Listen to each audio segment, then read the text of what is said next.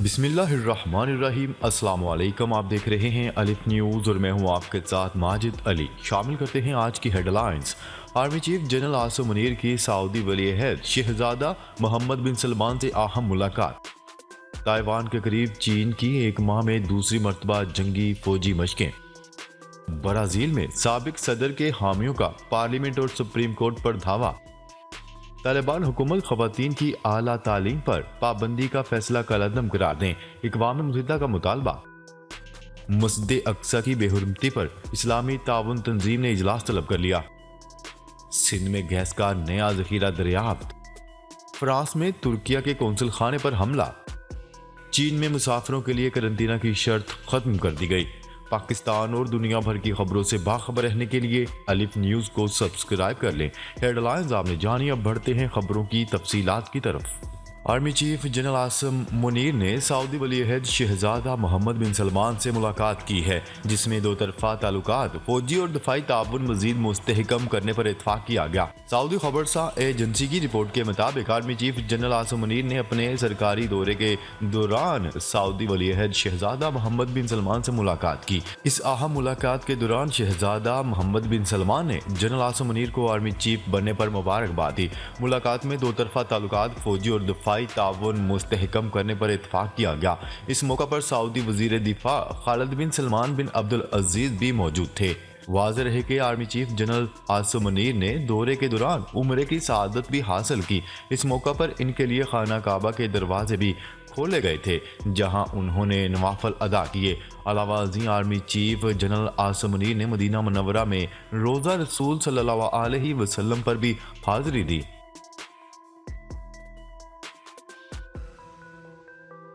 खबर के अगले हिस्से में बात करते हैं। चीन की फौज ने एक माह के दौरान दूसरी मरतबा ताइवान के गिर्द फौजी मशकें की, जिनमें ज़मीनी और समुद्री हमलों पर तवज्जो मरकूज की गई।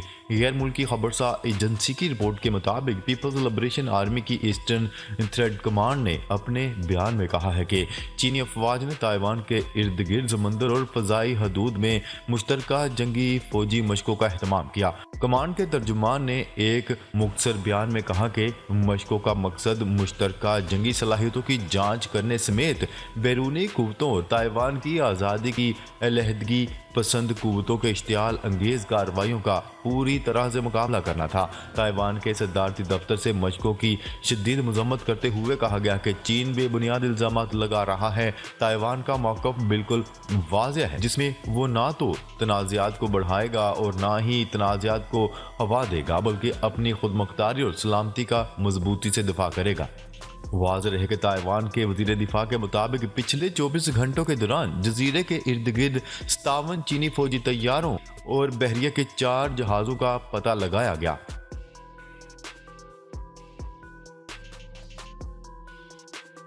खबर के अगले हिस्से में बात करते हैं। ब्राज़ील के दारुल हुकूमत ब्रासीलिया में साबिक सदर के हामी सियासी कारकुनों ने पार्लियामेंट, सुप्रीम कोर्ट और ऐवान सदर पर धावा बोल दिया और वो मौजूदा सदर लुला डी सिल्वा के खिलाफ शदीद एहतजाज करते हुए इनसे मुस्ताफ़ी होने का मुतालबा किया। गैर मुल्की खबरसा इदारे की रिपोर्ट के मुताबिक साबिक सदर जाहिर के हज़ारों हामियों ने सरकारी इमारतों पर हमला करके इनमें तोड़ फोड़ की।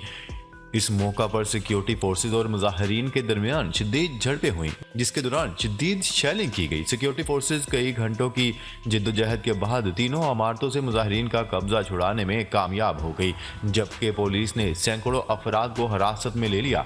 सदर लुला डी सिल्वा ने इसे जुनूनी लोगों की वारदात करार देते हुए मुलव्वस अफराद को करार वाकई सजा देने का ऐलान किया और दारुल हुकूमत में फौज तैनात कर दी।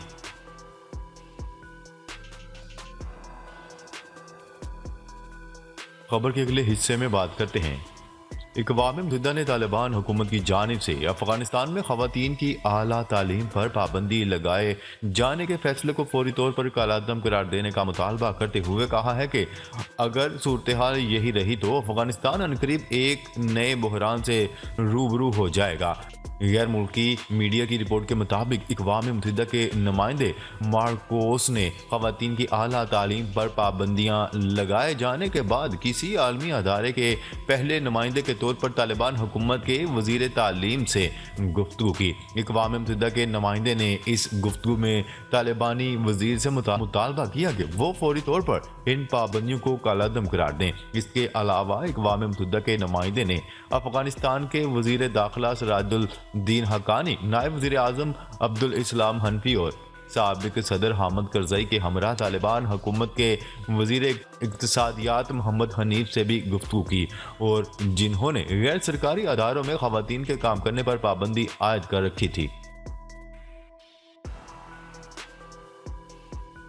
खबर के अगले हिस्से में बात करते हैं। इस्लामी ताउन तंजीम ने इसराइल की जानिब से गुज़िश्ता दिनों में मस्जिद अक्सा के बार बार बेहुरमती पर हंगामी इजलास जद्दा में तलब कर लिया। इस्लामी ताउन तंजीम ने मस्जिद अक्सा की बिगड़ती हुई सूरत हाल के तहत हंगामी इजलास जद्दा में तलब कर लिया है। न्यूज़ रिपोर्ट के मुताबिक इस्लामी ताउन तंजीम ने 10 जनवरी को इस तंजीम का हंगामी इजलास तलब किया है, जिसमें इस मसले के हवाले से बातचीत और लाहे अमल तय किया जाएगा। याद रहे कि इसराइली रियासत का वजीर दाखिला इतमार बिन गुवेर पुलिस एहलकारों की भारी तादाद की मौजूदगी में मस्जिद अक्सा में दाखिल हुआ और मस्जिद की बेहुरमती की, जिसके बाद से इस्लामी और गैर इस्लामी ममालिक ने शदीद मजम्मत की।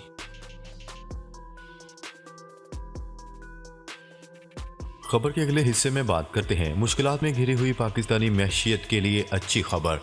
सिंध में गैस का नया जखीरा दरियाफ्त कर लिया गया। माड़ी पेट्रोलियम के मुताबिक गैस की दरियाफ्त जिला घोटकी में वाक़या माड़ी डी ब्लॉक में हुई। ज़राए में गैस के बहाव की शरह 5.1 मिलियन मियारी क्यूबिक फिट है। माड़ी गाजी J1 की तलाश के लिए कुएं पर 24 नवंबर 2022 को काम का आगाज किया गया था। माड़ी गाजी J1 पर 1015 मीटर की गहराई तक ड्रिलिंग की गई। नई दरियाफ्त से मुल्क के हाइड्रोकार्बन ज़खायर की बुनियाद में इजाफा होगा।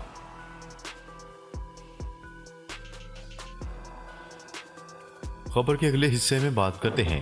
फ्रांस में तुर्की के मार्सिलिया कौंसल खाने पर पेट्रोल बम हमला, कोई जानी व माली नुकसान नहीं हुआ। तुर्की के मार्सिलिया कौंसल जनरल ने जारी करदा बयान में कहा है कि 6 नकाबपोश अफराद तुर्किया कौंसल खाने पर पेट्रोल बम फेंकने के बाद फरार हो गए। सिक्योरिटी हमले के अलार्म बजाने के बाद फ्रांसीसी पुलिस फौरी तौर पर जाए वकुआ पर पहुंच गई और वाक़े की तहकीकात शुरू करवा दी गई हैं। उन्होंने कहा है कि शुक्र है कि हमले में कोई जख्मी नहीं हुआ और ना ही कोई जानी नुकसान हुआ है। हमने शिकायत दर्ज करवा दी है और मार्सिलिया पुलिस के साथ राब्ते में है। कौंसल जनरल ने हमले की वजह और हमला आवरों से लाइल्मी का इजहार किया है।